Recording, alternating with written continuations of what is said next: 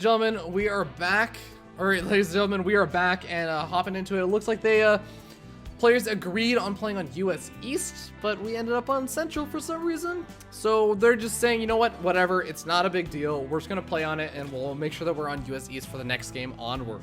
Well, we're hopping into game number 1 for this best of 5, the grand finals of the Chairs4Gaming number 5. Spawning up here in the top right-hand corner of the map, we have the red Zerg player from Root Gaming. Give it up for Hydra.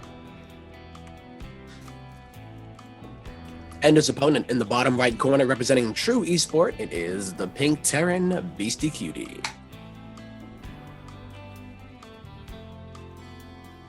People are saying that you should unplug your webcam. Just get rid of it, right? Yeah. Maybe it's like that's what's causing the issue, you know? Your webcam is just taking over your computer. Yeah. Man, I wouldn't have lost that game if my webcam wasn't making swarm hosts for me. I mean, come on, seriously. You think that's why? That one swarm host in every Zerg game comes out? I mean, I'm just gonna say, like, I think all the games that I've seen people make swarm hosts in accidentally, there have been cameras on the players. Damn. All right, well, I unplugged it. I don't know, dude. That's so weird. I was streaming last night, so I don't know if it's like a Zoom thing not picking up my correct source. But either way, if it's too bad, I won't wreck your whole finals cast and I'll just drop out. You know what I mean? Yeah. No hard feelings, man. Yeah, audio issues are one of my biggest peeves. Yeah. But, all right, we can take a look at the game so far, as we do have, you know, gas opening coming out from Hydra. It went for the expansion. Dust Towers. I think this is actually really similar to what he did in the last ZvT series that he played against someone. I'm trying to remember who it was. Tang Tang? I think it was Tang Tang. Oh, Tang Tang was in here today? Nice. Yeah. All right. Well, you know, Hydra tends to play a pretty straightforward ZvT for the most part. Yeah. But Beastyqt, he's been doing more straightforward stuff too, but he also likes to throw in random, I don't even know like what to call it. You know, it's almost his own style. Absolutely, yeah. He's shown us a couple of those times where he'll just do something a little bit different, like a little bit weird. It's not radically different, but it'll just be kind of a nice little mix in it, and he's been able to catch some of his opponents off guard because of it. And I would actually say, like, I agree with you on the Hydra, like, playing much more standard, but I think that's the other thing that's scary about Hydra is, like, everyone knows, ever since Hydra went to the root house, Katz has just been teaching him weird strategies, like, for ages, and oh, Reaper getting picked off. Oh, that's actually really surprising. Reaper gets picked off before Zerg speed finishes up. Yep. Well, here's something that is different. Hydra is not taking the third very early here. He's actually going to be going for the lair, and let's see how many gases he ends up taking.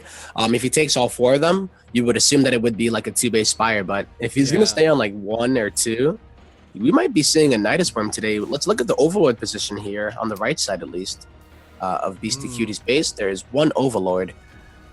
Yeah. The depot. We'll spot it. Potential for any sort of Nidus Worm play, but the early lair tech, this is looking a lot like one of the games he played versus Tang Tang, where he did go for the really fast Spire play. He went for the 2-base Spire play and was actually really able, he just won the game with 8 Mutalisks, just catching Tang Tang totally off guard. Now, I don't think Beastyqt is going to be in that same spot. He has a lot more Marines out on the map right now, and by a lot, I mean he has double the number of Marines Tang Tang had out on the map around this time. But he should have more than enough Marines and even missile turrets. And a Liberator. Yeah, exactly. He should have enough to deal with it. Indeed. Well, Hydra did end up taking the third, and you are absolutely right here. Fear Dragon, he's going to drop down the Spire. And the Liberator, I don't even know if he put Spore Crawlers inside of his bases, so with no Roach Warren to deal with it, like a Ravager, 3 Corrosive Bile, he's going to have a little bit of a difficult time dealing with it. I'm wondering how... Yeah, I think he might just be relying on some of the queens. He does have 4 queens. Okay, he's not actually droned up that 3rd expansion just yet. I guess just now getting out some of those drones for it. But Overseer comes on in, scouts out 3rd expansion timing, sees the orbital command finished up, and also sees everything else, including what I believe he should have been able to see, the Liberator. Or at least seeing the starport that was done, and of course the Liberators are making their way across the map. Another one behind the natural expansion. I'm gonna try and get some work done, but not quite able to just yet. Yeah, they're trying their best. But 4 queens, that's pretty damn good, man. Yeah. And down goes the Liberator. Oh, second Liberator in the main base, though. The Spore Crawler is there, but it's not sieged up to the right position. Unfortunately, Hydra has a good reaction time and doesn't end up... Okay, I was going to say doesn't end up losing any drones, but loses 1. Yeah, not too bad. I think Hydra actually handled that really well, despite not having any Spore Crawlers. He decided to go with the Queen route, and that's actually not too bad if you're able to control them correctly. Yeah. But here come the mutas here, Fear Dragon. The mutas are going to be able to clean up any of these Liberators that stick around for a little bit too long, and this Liberator knows it, is going to back on out, and of course, spawning out the Spire and the timing of that is also very, very nice, because unless you just perfectly time out your missile turrets, you can see the missile turrets going down. We got a couple of them at the in the mineral lines, so and the only real place that he's actually kind of skimping out on is that natural expansion, because he knows, hey, I can just try and zone them out. But that's the one thing I'll say about Hydra. Hydra has shown that he's just not afraid of missile turrets. He will dive past missile turrets. He'll drive through the missile turrets and get some damage. Yeah. Well, it looks like he feels very confident to go for that Lingbane Muta right now. He's getting the melee upgrade, and he's also getting the flyer upgrade too, so... The mutas are here. Oh, here we go. They find the natural expansion. Dude, Hydra, I feel like the best way to describe his muta control is he just threads the needle. He always just finds that small little gap between the Marines and the missile turrets, and he'll go straight on through it. But here we go. Hellions coming on in, trying to do some counter damage. Yep, they're going to try to get in, but there are a few lings here. They're going to be able to take out at least the back Hellions, but what about the 3 ones? All you need a 3, Fear Dragon. It's a one-shot a drone. But getting 3 drone kills and getting able to get some more. Oh my god, all of the drones stacking, but he does manage to clean them up just barely in the nick of time. Almost ended up taking no losses over there. That was a really, really good defense, I would say, from Hydra. Well, Hydra did a really good job there, you know. And the fact that he was able to deal with like 6 Hellions with only lings is pretty damn great. So his mutas, they took a bit of damage from the Liberators. And we're going to see a few more get added to it. But remember now that no medevacs are going to be added if he's going to continue to spam Liberators. Yeah. You know what? He might not want to add any medevacs because he's going mech. Beastyqt is going mech right now. Oh yeah, double armory down. He's getting up those mech upgrades. He's throwing down a couple more of the factories. And as you're saying, yeah, he's plopping out more and more of those siege tanks. A lot of upgrades about to finish up right now for Hydra. But I kind of wonder, you know, did Hydra do enough damage with that 2-base Spire opening? Do you think that he did enough damage? Because he's grabbing the 4th expansion and everything, and against a meching player, you generally do want to be a little bit further up in supply. He's getting out some of the roaches and everything, but he's going to have the less efficient supply. Well, I don't know. Dusk Towers is one of those maps where you can actually get a decent mech army up, and it's all up to Hydra how he responds to it. So I'm thinking it looks like he wants to go into Broodlords really early, but... Yeah. I definitely don't know, man. I mean, especially with all the Corruptors coming out. But Scan goes down, and Beastyqt spots out that the Hive is on the way, and that's definitely going to probably prompt out some sort of movement. I mean, how do you feel about, like, mech versus the Ultralisk play that so many players really, really like? Or, heck, even Broodlords? Yeah, I think, like, perhaps it might be the Corruptors going in to try to swoop in on those Liberators. But... I don't know if Hydra has identified what kind of mech it's going to be, so what do you think here? From Beastyqt, he's adding ghosts into it. He has a decent amount of tanks, but it's not a lot. It's mainly the Liberators, and I think... Yeah, here come the tanks, never mind. Oh, well, the Liberators are really the only anti-air over here. The Mutalisks are going to be very, very... squishy against the Liberators, but the Corruptors are getting some good damage done, and they're starting to pick off a lot of this. The Roaches and Ravagers are trying to come in, though, and they are taking massive, massive amounts of damage to not only the Siege Tank, but also the Hellbats. Yep, and they are going to take out so many of those Liberators. Hellbats are going to try to ward away those Ravagers, but I wonder... Cool. Hydra, he can't really finish the game, it looks like. Hellion counterattack over at that 4th expansion. Gonna be able to kill off a lot of these drones. The drones sit idle, and 7 of them end up falling. More of these Hellions are gonna be falling on in over to that 3rd expansion, but the Roaches do catch them and clean them all up. But Beastyqt, I feel like he really does feel quite comfortable when he get up to that big old Liberator count with the Ghost mixed in. He is, I think, one of the players that I think feels the most comfortable in the super late game stage of this matchup on the Liberator Ghost composition, like that mass late game army. I love Beastyqt in the macro game too, because like you'll see him drop down command centers all day. You know, he never forgets to expand. Doesn't get caught in the moment of trying to win the game. Yeah. You know, against Hydra, he has to kind of survive the onslaught here. Absolutely. More command centers, as you say it, going down. Hydra maybe looking for another opportunity to move on in, kind of going through some of the choke points over here, so not the best point, but is still going to be able to get some good damage done. There's not a lot of Liberators sieged up over here, even if there are a lot of tanks with a lot of depth. Yep, and you know what the cool part is? He started with the Lingbane Meta, but now he switched over to the Roach Ravager with it and the Corruptors. Ghosts are going to be able to take out so many of these units, and guess what? Beastyqt does have the supply lead right now. You know, he has the supply lead, but there is... pretty resilient, if I would say. Only lost 8 workers there. The thing that I'm thinking about though is the fact that Hydra, yeah, he gave the supply lead away, but look at this, he's already climbing back up in supply just because he has the cost ineffective army that can be easily replaced, and he's taking out a lot of the siege tanks and ghosts, and even the Liberator count has diminished significantly. We're down to just 2 Liberators. I think we were sitting at least 10 or so earlier on. There were a lot of them, and he held like a really defensive position at the time. So I think behind it all, though, Hydra is going to be going for the kind of crazy upgrades. He's getting the Ultralisk Cavern. He's even getting a Nidus Worm and also Adrenal Glands here for his Lings. Oh, boy.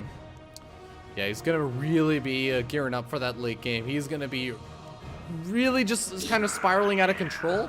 And the thing about Beastyqt's army is that he just lost a lot of it. So he can't really afford to push out across the map and put on counter pressure. This Hellion harassment, the Liberator harassment, that is his form of counter pressure. That is what he can do, and that's why that's the only thing he is doing. Yeah. It's so funny though, like right now, it's only like these little kind of strike forces trying to do anything. One Liberator, right? Like at this stage of the game, you would almost think that it was like the mid game or early game. Yeah. I want to give a quick shout out to Naudial EDM, who's resubscribed to BaseTradeTV for 14 months in a row. Big shout out to you. Thank you so much, dude. What a baller. But 10 workers went down, by the way. That was pretty sick. Yeah, the Hellion harassment is starting to get some good damage done. But there's still 82 workers around for Hydra, which I don't know, is even getting at that arguable point of like, okay, maybe that should go, maybe some of that supply is going to start to need to be sacrificed or go into Spine College or something so we can get them Ultralists or Broodlords or other units. Yeah, I feel like you only need a few Ultras against mech. They kind of soak up the siege tank damage, and I'm wondering, yeah, what's the army behind it though, right? Is it really only going to be Roach Ravager? Oh god, there's a Nidus Worm inside of the natural and at of the same Beastyqt. time, Roach is moving in at the other bases, both of the bases, the 4th and the 5th. And at the same time, that Nidus Worm, as you said, going to be comping out. The Hellions should be able to deal with this, especially with Blue Flame. But, oh wow, another Nidus Worm going down in the exact same location. He's just trying to buy as much time. Doesn't give a damn. He's cleaned up 12 of 14 of these workers. The ghosts are going to be able to clean up a lot of these roaches, but the other roaches over the 3rd still doing some damage to the high ground. Not a lot of damage, but they're still just denying some mining. Oh my god, and it's pulling Beastyqt all over the map right now. And I thought it might set up like some kind of attack, but Beastyqt scans here to see the army, but unfortunately he doesn't have anything to actually shoot it. Yeah, Siege Tank's finally going to be sieging on up, which has a creep also on the high ground, so going to be able to escape out of that Liberator zone in double time. But, I mean, a decent amount of damage was done over there, and look, another Nidus Worm from the Changeling that the Overseer had dropped. And Beastyqt, he's so far out of position, he's actually losing some of his Hellbats in the center of the map, and he's nowhere close to be able to defend against that Nidus Worm. Not even close, yo. He didn't expect it to go into his main, and it's only going to be Lings. But remember now, Fear Dragon, these have Adrenal Glands. I believe they might even have +3/+3. Yeah, plus no, 1/+3. 1/+3, yeah. They're not going to die anytime soon. No, and the Roaches and Ravagers come on into that other expansion on the top side, trying to get a little bit more damage done, denying one of the expansions. SCVs going down, and the Zerglings also getting some nice kills on even like supply depots, add-ons, anything that he can do, and just buying himself more time. Because look, the Ultralisk Cavern is now coming out. The 2nd Spire is actually on the way for those additional upgrades, getting ready to move into Broodlords. Oh, the ghosts! Really. What? Ooh, a lot of the ghosts end up falling over there, and the roaches. I mean, it's a pretty good trades. Even the infestor's out. Hydra is just taking such dominant control in the late stages. Yeah. I'm gonna try to talk a little bit less, Fear Dragon. I know my mic is like blah, and I'm not gonna try to force it upon you. Dude, it's fine. It's not that bad. It's not so bad that like ears are tearing or anything. I would let you know if that was the case. All right, well, here we go, guys. The Greater Spire is coming down on one of the spires. And it looks like Beastyqt wants to go for that Liberator upgrade for the range. But Hydra's going into a almost mass air army, you know, Corruptor Broodlord, with some infestors on the ground. So I'm wondering how effective it's actually going to be.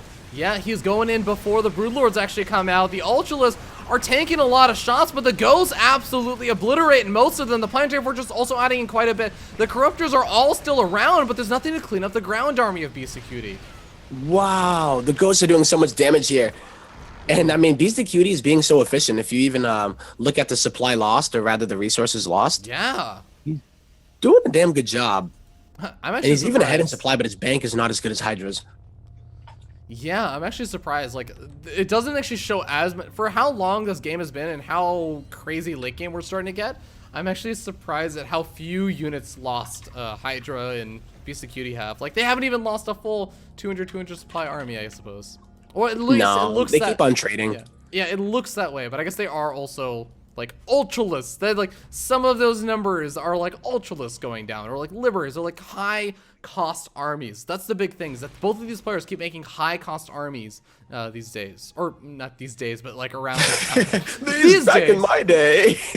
Back in my day, we made Zerglings. Try to cancel a third. All right. Well, you know what? I think Hydra, the reason why he was banking that was because he didn't know what he wanted to make. It looks like it's going to be Broodlords, 12 in fact.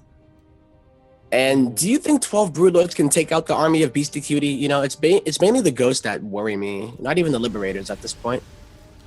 Yeah, you know, it's hard to say because as you were saying, like there's only 2 Liberators. It's 14 Ghosts though. That's the thing. Like they might go after the Broodlords, but they have to get in range of the Broodlords to actually do that.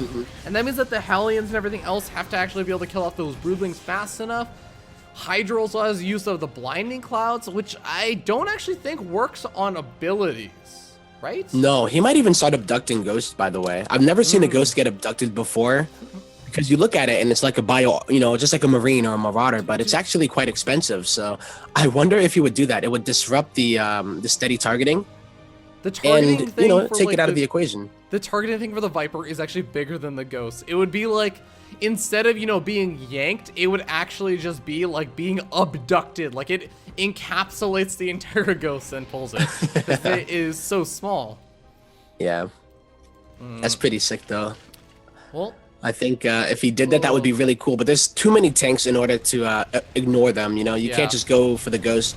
But it does prevent them from sieging up, and that is actually a really big thing. There's not going to be that splash damage. And oh my god, really nice fungal growths going down. But he wants to get the fungal growths maybe down on some of those Ghosts. The Ghosts are starting to snipe off the Broodlords. The Broodlords are all starting to go down, but they're clumped up on top of the Corruptors. I think that the Corruptors are starting to soak up some of these snipes, but some good transfuses coming down. The Broodlords are staying alive much longer than I think Beastyqt anticipated.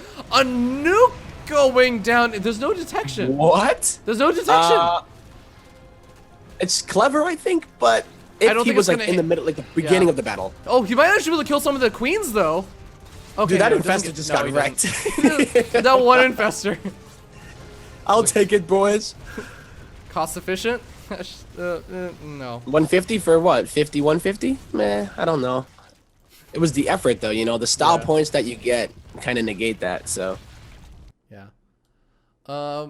But we do have a point now where Hydra is starting to take out these mining bases for Beastyqt. Beastyqt really needs these mining bases. This is his next most mining base, the 4th expansion on that low ground of the 3rd. He has to be able to define that other expansion. The Liberators come in over here. The Ghosts are trying to get some snipes off, but is it going to be enough? I don't know. He might actually be able to get on top of the Broodlords and just the Ghosts. Yeah. I think you're right. Well, I mean, maybe it's getting Ghosts close. don't do a lot of damage to Broods, but with that many of them, I don't think it matters. And he does clean it up, but it's about the remax here. It's going to be 72 Lings. I think some Ultras also are going to be joining. I think the Broodlords Look at these Corruptors. The Broodlord almost won. I think if the Liberators didn't come in, that one Ghost may have even have died. Yeah, Corruptors on the north side, they took out an expansion there. Well, it's a good thing Beastyqt makes so many damn expansions, but he's starting to run out, and that just goes to show how much damage Hydra has continued to do. And here comes in the second flood. This is, I think this is what you were saying. There's just not enough supply for Beastyqt to make this work. The Liberators, though, they're sieging up in a good position, and these Ultras are not moving out of the Liberation zones. No, they're going to get taken out really easily. You know what? Hydra is not being very cost efficient here. The Planetary will take out another Ultra as well. Oh my god. But the Corruptors, are they the true heroes? Hydra dropped 70 army supply for, I think, killing off 20 army supply for Beastyqt. It did not kill a lot, you're right. Well, there's a couple of Broodlords up in the top left doing a bit of harassment. That's going to be enough. Hydra. That's all she wrote. Taking our first game for the best of 5 grand finals. What a sick game already. Wow. I'm just like, you know, in the back of my head as a music dude, whenever I have audio issues, like you see tempo super tame and whatnot and always cool and chill. But when audio issues come up, dude, I turn to the Hulk and I'm like holding it in so bad right now. It's crazy. Dude, you have no idea. I'm sorry, dude. I know. I'll do, I'm gonna unplug that. I'll jump into the next game, but like I'm not gonna talk really. I'm gonna reset my router and hope that BattleNet. All right, we're gonna hop to a short little break, by the way, guys. So we'll be back in this bit with game number 2. You guys are watching the Chairs4Gaming North American Cup. Let's try it out. All right, ladies and gentlemen, we are back, and we are on Skype instead of our other program. We're going to hopefully see better quality or hear better quality from Tempo. We're going to find out after he does his intro, but ladies and gentlemen, spawning down here in the bottom right in game number 2, because I didn't set the scores properly, we have the yellow Terran player, the European, looking for a comeback. It's Beastyqt. And it's all my fault. But it's okay. In the top left, dude, he represents Root, who recently traded Kelazor to Psystorm Kappa. Yeah. It is Hydra. It didn't actually do it. It was an April Fool's joke. It wasn't? I thought Psystorm Gaming gave them No Regret and Peely Peely. No Regret and yeah. At least I think it was. Yeah. But ladies and gentlemen, like I know we are going to be on a bit of a delay, of course, just because that is just the way that broadcasts go for tournaments, because we want to make sure that stuff doesn't happen. People don't have like, the opportunity to cheat or something like crazy like that. Indeed. But I will say, like, let us know if the audio is not okay. Yeah, please do. You know, it's very important to me as an artist, fellow audiophile myself. Yeah, but your audio quality is so much better. I'm actually just worried about the volume now. That's actually my only concern. Oh, maybe I'm like super loud. I'll be soft spoken. No. I think you're fine for now. Because I think I still have you audio balanced from the last time we actually cast on Skype. Cool. I don't just in case like we're not with other people. Tempo. Okay. It's just you can keep up with the tempo, bro. I believe. I'll try. But okay, let's talk a bit about this game, since the game has been going underway. Natural expansion finishing up, but that is a, I believe, a pool gas hatch. So definitely a much later hatchery that came out for Hydra, especially on a map like Prime Terraces, where you want to get to that gold expansion as soon as possible. Yeah, I think this is actually gonna work out pretty well here for Hydra. Somehow, some way, he was able to kill that, even with the Reaper on the map, or at least delay it. I don't know if he actually killed it. No, he didn't kill it, but definitely delayed. He might. Oh, just barely getting out. Just almost one hit away from another death. But Speedling's coming back in, and they're gonna be charging on forward. that SCV, it's not gonna be able to make it. No, he's gonna get it. And the Zerg even survives. Oh, he's gonna be able to get out of there too. Wow, what a hero! What a hero! 1 health, 1 health on that. And then here come like 8 SCVs, not only to mine from the gold, but to actually finish the command center. Yeah. They realize that if one man can't do it, you might as well bring 8. Bring the Avengers. Captain America's fallen. But yeah, actually it's the opposite. This is because you know Hydra represents Hydra, the organization. Yeah. So he brought the anti-Avengers. What are the anti-Avengers? I don't know. I'm trying to think of it. Losing all our nerd reason, credit here, man. For some reason, my brain went over to the Mega Diaper Babies from Rugrats, and I was trying to think who their enemies were. I don't know why my brain did that throwback. Oh my god, that that came out of nowhere. Happened, I'm like, who are the anti-Avengers? And I thought the Mega Diaper Babies for some dumb reason. That came out of nowhere. That is amazing. Awesome. Regardless, we are going to be seeing a very fast 2-base Spire play coming out from Hydra. He's definitely been digging the 2-base Spire play. Plop it down that third expansion immediately after he starts up that Spire. And Beastyqt handled it, I would say, relatively well last game. He took a couple of worker losses and everything, as Hydra is just fearless with his Mutalisk, will dart and weave between any of the missile turrets and the Marines. But I still feel like, you know what, Beastyqt has shown that he can deal with it pretty well. He's not going to just lose a game. Yeah, he won't lose it straight up, but it makes me wonder how it affects the rest of the game.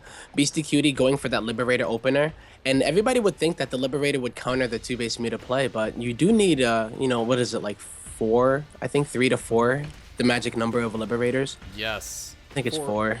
4 Liberators is that magic number where it goes from 3 Liberators can take on like 4 or 5, like 3 or 4 Mutalisks, and then 4 Liberators can take on like 40 Mutalisks. It's just like, wait a second, suddenly we literally kill all of them. You can't put that in numbers. the counter section of the Blizzard interface, but here comes a drop on the left side here. Fear Dragon, it's going to be all the drones transferring at that time as well. Good reaction time. I'm pulling back those drones, though. Does not lose any more than he really needs to. He is going to lose the third expansion, though, and that's a pretty big loss, especially since the Mutals are now coming on out, but now they actually have to be here to help deal with the drop. That's going to give Beastyqt even more time to react and to get up his missile turrets. I think he might have just caught a hint of one of them because he's already starting up that missile turret. Yeah, he's getting it up right now, and it's also sometimes like a timing thing where you're like, okay, Mutas are probably going to be hitting around this time. Right. And this is a very short distance here. You know, usually you will see the Roach Ravager because it is so easy to mass him up. But Hydra, he does favor the Lingbane Muta. He spreads his creep really well, and then he just overpowers with the Lings because of the gold income. So if Beastyqt can keep up, do you think he can do it? He went mech last game. Is he ready to play bio this game? I don't know. I hope that we're going to... I mean, Beastyqt is still a very, very strong player, and I think one of the things that we definitely saw from him in one of the previous series I don't think you were there for, versus Tails, I believe it was he was just actually doing some really nice harassment. That's one thing about Beastyqt, is he was doing a really good job putting on the pressure in some of the earlier series today. So I'm hoping that his bio play will still be up to snuff in TVZ. Yeah, it tends to be. Beastyqt probably plays a lot of games, and he was going for a lot of mech, I believe. Even earlier last week, I remember he lost all of his mech games, by the way. Not to like say that mech is underpowered or anything like that, but like he was ahead like 3-0 against Guru. Tried to do a bunch of mech and lost every game that he went mech. Went back to bio and just wrecked him. Yeah, so. I know a lot of the players that normally would go for mech have definitely been struggling quite a bit lately. EJK, another one of them, who's kind of just recently made the switch over to more bio play. But let's talk about the bio play that's happening right now. Beastyqt making his way across the map. Gonna try and clean up some of this creep now. Hydra does have a little bit more time to get out some final Roaches and Ravagers as this army pushes on in, but he doesn't have a whole lot. The Liberator's also gonna be causing a lot of trouble. Yeah, and he went back to Roach Ravager, so like he is gonna go for the style ball. The liberation zones are really good. They can't even get hit by those Ravagers. This is the worst position to be in. Now he's segmented off, and this is exactly what Beastyqt knows. He just sets up some liberation zones on that ramp, and suddenly now you have to go through this choke point if you want to engage into this. Yep, and he's gonna try to do it. Can he actually get it done though? Beastyqt has a really sick army here that he can go for. Oh, he still has some more units. He's not using some of these units. He has to just believe in himself. With the Liberators, he can do it. Come on, bro. There's only 5 or so Marines, but I think with those Liberators, he should be able to push on through and get a good amount of drone kills here. Yeah, at least going to delay things. One of the Liberators does go down. Only the Marines left over and not going to be able to continue that aggression. It just makes me think it's one of those situations where he had a couple extra units sitting on the right that weren't active for some of the fight. You just played that what-if game. What if he had continued it? He may have actually had enough units to continue to push on into that fourth and maybe take out the drones, maybe even take out the hatchery again. It might have won him the game too, right? Like that kind of snowball factor as well. Exactly. So I wonder if, you're actually right. You know, sometimes I do that all the time, and I look back and I'm like, I thought I have a 200 supply, but what the heck? I only have 5 roaches. But now we have Hydra getting very aggressive across the map. Got to move out of those liberation zones, but once he does, he's going to be able to do a lot of damage. Taking out one of the liberators, might be able to take out a second one as Beastyqt losing track of these guys. Well, you have to remember that this was a big timing attack out of Beastyqt. He needed to actually kill Hydra there because he's only on 2 bases and Hydra is on that double gold economy. So yeah, Beastyqt gonna go into desperation mode. He's gonna float over that command center into that 3rd location, but guess what? It's not a 3rd either. And Hydra's his supply is gonna absolutely skyrocket in the next like minute. Yeah, because he finally has that sort of window of opportunity where you can say, wait a second, I'm not getting attacked for like 2 seconds. Okay, time to drone. And there we end up seeing a round of 10 drones going up. He goes easily from around 40-ish drones to close to 60-ish drones. And he's finally gonna be able to saturate these bases. Oh yeah, he is. I mean, do you think it's too late, or like this swell that's gonna come out of Hydra is gonna be so deadly? But the drop here from Beastyqt is here to kind of distract him. He needs to make sure that Hydra doesn't mine comfortably, I think, because if that's gonna be the case, he's gonna get out macroed, I think. But if he loses, unless that natural mines out. If he loses too many of these units, though, like he's already lost some of the liberators, he's not able to do almost any damage with these this drop harassment so far. Yeah. If he loses too much, then I don't think it works either, because that's of course like one of the natural dangers of drop harassment. But this liberator getting some nice damage done, up to 6 kills total so far, gonna be able to get a 7th. Not bad. Yeah, this is what Beastyqt needs to be doing, disrupting the mining from the golds. Sure, you can go to the main or something like that, but that's nearly mined out. The natural's nearly mined out. The base that Hydra is pretty much banking everything on is basic. Yeah, this one here. So this is like one of the best things that Beastyqt could do. Beastyqt also getting set up in a very nice position, and he's got that liberator count growing once again. He's up to 4. He's gotten up a decent number of these siege tanks, also 4 siege tanks around. So, hey, you know what? Suddenly this base looks a lot more defensible, and he may be able to actually start to gradually build up that army again. Yeah, and I think this is what he needed to do. He floated it over, had a period of not mining at all, and Hydra was on the double gold. But not so much the case anymore. Even though Hydra does take that other base here in the middle of the map, I still think that Beastyqt on, well, I guess a 2-base economy, quote unquote, because where the hell did his main command center go, right? Yeah, it's one of those situations where I would say the biggest thing in my mind is going to be, where does the engagement happen? If Beastyqt is about to push out, then I actually really like this situation a lot better for Hydra, who's moving across the map and has the much more mobile force. And it's all about, for him, getting a good engagement angle where the liberators aren't sieged up, the siege tanks aren't sieged up, and some of these roaches actually even get on top of the siege tank, pushing them back. They're not getting a lot of the shots off. Yep, and you know what? Hydra can burrow them down, but he doesn't choose to do so. Now Beastyqt is going to push on forward. This is his opportunity. He needs to be able to get as much damage as he can get done here. He has a lot of medevacs, but where's the bio? He fought away from his siege tanks there. I'm a little bit worried now because, yeah, he did some good damage over there, but you have to remember, he also lost all of his liberators. He's got 5 siege tanks left over, which is definitely going to be helpful, and of course those medevacs going to be able to ferry them around and everything. But Hydra is sitting on 61 workers, and I mean, yes, there is technically 4 bases, but he's really only mining off of 2 of them. He's got effective mining, and he's just going to try and remake units right now. He's going to try and continue that push in. And this is one of the reasons why a lot of people don't like playing Zerg on Prion terraces. If you let them get out of control, this is exactly what happens, you know. Roaches and Ravagers, they're like so good at dealing with, you know, there's not a lot of things that deal with Roach Ravager. I think like Disruptors are pretty good. But I mean, that's a Protoss, obviously, you know, Terran. What are you going to do? Just overpower them, correct? Yeah. Well, we do have 4th expansion being established for Beastyqt. This is sort of interesting. He did this exact same 4th expansion positioning against, I think it was, oh man, Protoss player early on, regardless. Oh damn, I didn't. Yeah. I wish, man. I'm sorry that I came in late. I was I literally.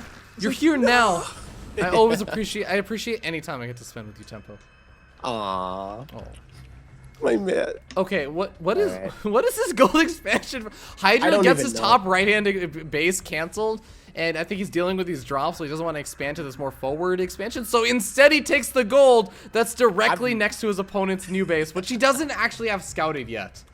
He doesn't know about it yet. I've never seen this base get taken seriously, by the way. I've only seen it taken by No Regret when he was like 2 base ling all-inning his opponents.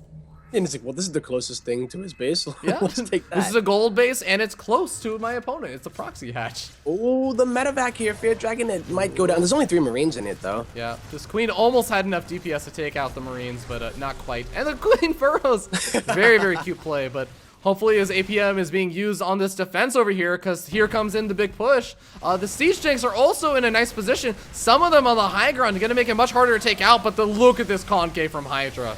Yeah, Beastyqt is only on 1-1 as well. Like, this is the longest 2-base, quote-unquote, all-in you've ever seen. And it's not going to work. Hydra takes game number 2. And Hydra, with the 2-0 lead, sitting at match point now. 1 game away from taking first place. A beautiful, Hydra's beautiful been on a spot. tier. Like, I was watching, I think, the Doyu Cup earlier this week. And he won 2 of them. He was gonna go for the hat trick, but he ended up losing to, I can't remember who it was, but it was yesterday.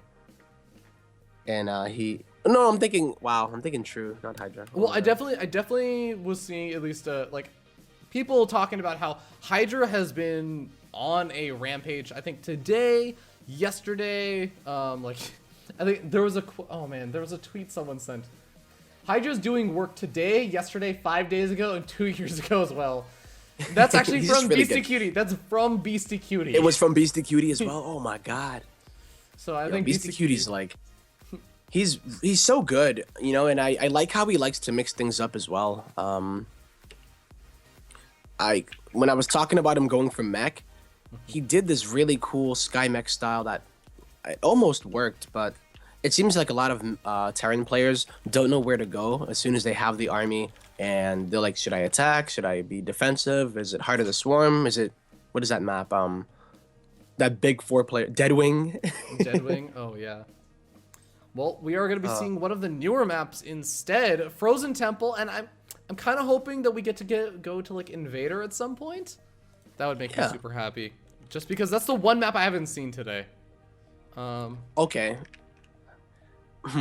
What are your thoughts on the new maps? I know you made a tweet earlier and you're like, I feel pretty good that, you know, seeing pro-DOS players losing to Zerg, so it doesn't make me feel as bad. Yeah. Looks like we're remaking. Okay. I think, so there was like for those who are wondering, there was an agreement because we have a Korean and we have a European that are playing against each other. But it happens that Hydra is in North America, so he's on the west coast of North America, and Europe has a better connection to the east coast of North America, so they kind of agreed we're going to play on East Coast. I think that the lobbies were made by Olivia, who is our freaking fantastic admin. She's amazing. Awesome. She's amazing, and of course she wasn't privy to this conversation, so you can't really like blame her for not knowing this. But she's in she's currently in like Texas right now, preparing for her wedding. Super exciting, but that means she's in Central, so when she was making the lobby, it gets made on Central, so they remade the lobby to go on the East Coast, so that's just the way the cookie crumbles. But ladies and gentlemen, we're hopping on to Frozen Temple, which I don't have a map intro for. Big shout out to Nice Username for all those map intros. They're freaking fantastic, and he said he's going to get me the other ones relatively shortly. Like, he said he would get them to me by like Tuesday, so I get to use them soon. But, Joe's a good dude. Dude, he's awesome. But ladies and gentlemen, we're hopping into game number 3, ace match. Or sorry, not ace match. That's like the 3rd time I've said that today. It's like the match point. Match point. As we are going to be spawning up here in the top left-hand corner of the map. Frozen Temple on top of the teal Terran player from Europe. Give it up for Beastyqt. Looking for that comeback. Dun, dun, dun. Yep, and on the other side of things, looking to sweep it up. He got his broom out. He's playing Quidditch. It is Root Hydra. Staying hydrated on the snowy map. I can't even take credit for that one. Liv75. He did? Liv75 gets the credit for that joke in the chat. Well played, well played. Hydrated. I like that. I think over in California they had the drought, so hopefully he's staying hydrated. Dude, yeah, Hydra actually is only like 2 hours away from me. Do you think that Hydra went to California to kind of save it? He wasn't there to play for Root. He said there's a drought, and he flew his broomstick over that he might sweep this matchup with, and he flew it over to California in order to save it from the drought. Dude. Hydra isn't the Korean we deserve, but he's the Blastoise we need. You hydro pump every irrigation field. Every irrigation field. Dude, that'd be fantastic. You know, I actually realized this recently. So, for those who don't know, I'm allergic to milk. Like, I'm just straight up allergic to milk. It's not like lactose intolerant. I can't take like pills for it. Like, I'm actually just allergic to milk. That's something I just live with. But because of that, my sister was lactose intolerant too. Yeah, man, don't worry about it.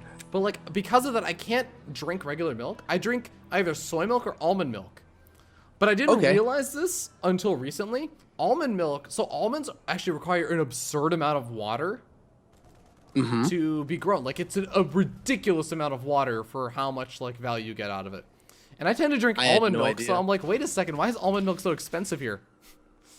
Because because we're in a drought and that's crazy. Yeah, Hydra, by the way, with the nice Zergling run by again, getting that SCV pick off. We'll see. He's actually coming in with more Zerglings again. We might see a repeat of that last game. Yeah, but this is different. He actually killed the SCV this time, and it's not a gold base that Beastyqt is going to be mining from after he loses the mining, or rather the building from that command center. So, Hydra's going to go for the aggressive play.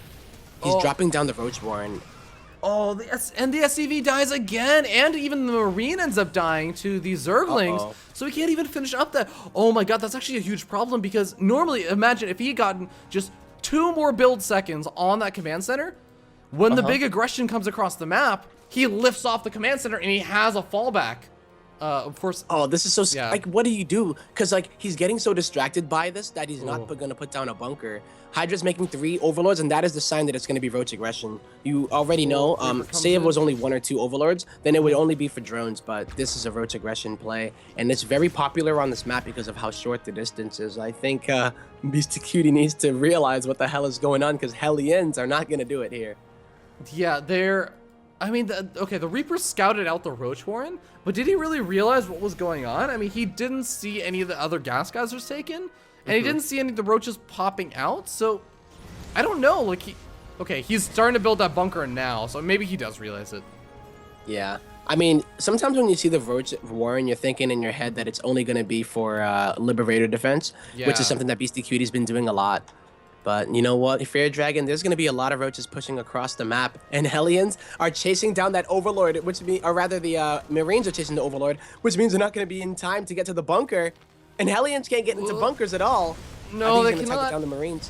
One of the Marines already ends up falling. The other Marine's getting overly aggressive. Gonna be backing up. Additional bunker being thrown down for Beastyqt. He knows that he has to hold on over here. He has got to do this, but there's 3 Ravagers out, and that's a pretty decent number, enough to take down some of these bunkers very, very quickly. Oh my god, he's actually going straight for the main base. Are you kidding me? He lifted up the factory in order to try to wall off, like, differently? No, he oh my god, but GG! GG! Hydra, with the Roach all in, takes game number 3 and takes the series as well as the tournament 3-0. Holy crap, what a boss. Gonna take it, making it look easy, but you know, you gotta give credit to Beastyqt, a really, really sick Terran player out of EU, making it to the finals as well. But when you play someone like Hydra, sometimes it's like, well, crap, I thought I was like so good at this game, and then, you know, you have that person that's just a little bit, you know, a step above you, and it inspires you, hopefully, to become a little bit better yourself. Yeah, absolutely. But big congratulations goes out to Hydra, and of course Beastyqt not walking away totally empty-handed. Hydra coming away with 60 Canadian dollars, and Beastyqt walking away with 20 Canadian dollars. And of course, our 3rd and 4th place players, I believe it was Tang and Tails, both walking away with $10. Poor North Americans not getting any love. Well, actually, you know what? I take it back. North Americans getting 1st place with Hydra. I mean, let's be real.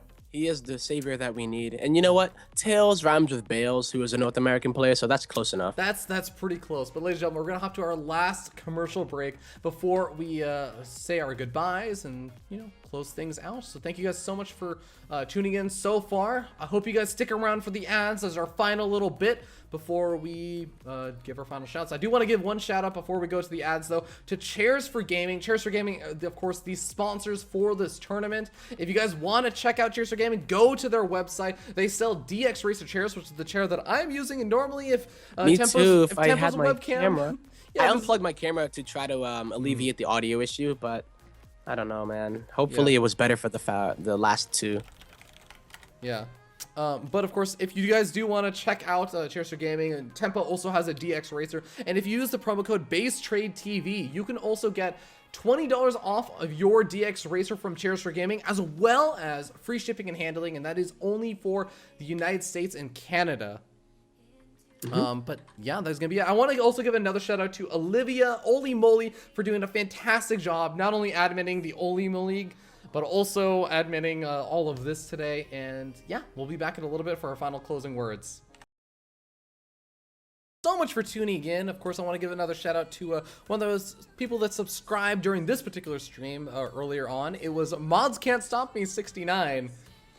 I don't know if I've seen him or her since they subscribed in the chat, so I don't know. Maybe the mods did stop them, but regardless, Best name I've ever heard. yeah, thank you so much for subscribing, and of course, thank you to all the other people who resubscribed and anyone who showed any support for the Alima League or anything else that was going on. Of course, thank you guys to especially anyone who goes and tunes in or checks out the Chairs4Gaming website and maybe considers getting a DX Racer. I was talking about this earlier. I'm thinking about getting a DX Racer just for work, so I might be hopping on that Chairs4Gaming ordering DX Racer bandwagon pretty soon also. But dude, Tempo, I know you were Guess sad what, that Fair you Dragon? weren't able to make it here earlier, but I'm so glad that you were able to make it here for the finals. I had so much fun with it, dude. Where can people catch you at? People can catch me over at Twitter at Team Tempo, and I also stream on my Twitch, Tempo with the 0_SC. So Tempo SC. But yeah, that's me, baby. All right, and of course, I had to apologize for being late today, you know, but dude, you it's know, fine. it is what it is. It's and, fine. I've seen. I'm glad I was players able to be catch it. later. I'm glad you were like, screw that Tempo guy. If you were like that, I'd have been like so sad. Yeah, no, it's fine, dude. It happens, and I know. Also, like, this is a new time for the Chairs4Gaming Cup, and that's another thing I want to talk about. There are going to be more of these Chairs4Gaming Cups. This is the 5th one that's happened, and if we go to the 6th one, then I'll have to use my second hand because that's how many we have done. Gonna continue to do them, and they are happening every Saturday at 10 a.m. Pacific and 1 p.m. Eastern. I want to encourage people to realize this is something that is totally open to North Americans, Europeans, Australians, Koreans, Martians, Plutonians, time travelers, like whatever. Actually, we might have to. If you're from a different universe that we don't know what the name of your planet is, you can play in it too. If someone's a time traveler, are they stream cheating? Whoa. Well, I mean, what if they traveled from the past? That's a good question. I don't know, dude. But regardless, it's totally open to everybody. So please feel free to participate. You maybe get a chance to play a game against, you know, someone is I think one of my favorite Chairs4Gaming that you were there for, Tempo, was the one where Scarlet was just off racing like every single series. I don't know what she had the juice. Yeah, she played like versus like some, like I think a Diamond League or a Master League player, and she was just off racing versus them. It was like having fun. And I'm like, that's awesome. Like how jealous I am seeing someone else get to play like Scarlet while she off races just for like fun in a tournament. That's freaking awesome, man. She's great. Yeah, she got Jim Rising to play Terran Yeah, too. she talked Jim Rising in the lobby just a race switch. She's like, yo. She ended up losing too to Jim Rising's Terran, which is funny because she actually plays like she's been playing for us lately on the ladder. Yeah, no, she's a really fun player. She's awesome. I love Scarlet, but yeah, like you guys can participate and you get to have a little bit of fun and joke around. Maybe try and cannon rush Hydra. Get lucky, like maybe you'll be the one that gets like that. You take a game off of Hydra. You can just hold that over everyone else for the rest of your life. Like, man, I took a game off of Hydra. You know, he's been to BlizzCon before. Like, I basically took a game off of one of the best players in the world. Like, that's freaking awesome. Yeah. But of course, I do want to give final shout outs. Before we make sure that you check out the Olima League as well. You know, you can probably hit that Patreon up too to support that prize pool. I know it's not the Olima League, but Olima League is she was adminning for the whole time here. Exactly. And I did want to at least throw that out there, even though it's not the same league at the moment. Same channel though. Yep, patreon.com/olimoly. If you want to know how to type that in the chat, then I'm sure people will be spamming it. And it's not Holly Molly, it's not Holy Moly, it's not Olimo, it's just patreon.com/olimoly. But I want to give a final shout outs to our other fantastic sponsors, the ones that are not just Chairs4Gaming. Of course, G2A, if you guys are ordering any games, I've been playing a game called Hyperlight Drifter that I've really been enjoying. If you want to actually pick that up, I think you'd probably pick it up over at G2A using the promo code BASE. You'll get 3% off on the game. Of course, Corsair Gaming sponsors for Rifkin and Zombie Grub. They have a bunch of Corsair Gaming gear, and they're really, really happy with it. So do check them out if you're interested in getting some more keyboard, mouse, headset, whatever. Yord Woodwatch is also another sponsor and our final sponsor for BaseTradeTV. Of course, they sell wooden watches that are really stylish and awesome, and I know that people who have gotten them have been pretty happy with them. So, yo, I was with my friend yesterday, and he had a wood watch. I didn't ask him if it was a Yord one, but I'm thinking about it now, and I wonder if he got it from you. I'm pretty sure it was a Yord Woodwatch. It had to have been. Where else would you get such a high quality wood watch? I don't think anyone else sells them, man. But nope. Ladies and gentlemen, that's going to be it. Of course, if you enjoyed the broadcast, do consider following the channel. And I'm going to be hosting the winner of the Chairs4Gaming tournament. Number 5 is going to be the one and only Hydra. And, oh my god, actually, at some point, we had Loco hosting. So thank you so much, Loco. I'm so sorry that, like, I realized this so late. Loco, you're freaking awesome, dude. But yeah, I think, oh no, sorry, I'm thinking of something else. Anyways, ladies and gentlemen, we're hopping off. Thank you again. Have a wonderful night, and we'll see you next week. Bye-bye. I'm on my channel, I'm doing the NA Ladder Heroes monthly finals tomorrow. If you want to tune in for that, it's at 3 p.m. Pacific. It's in about 25 hours. So twitch.tv/FearDragon64. Bye. Bye-bye.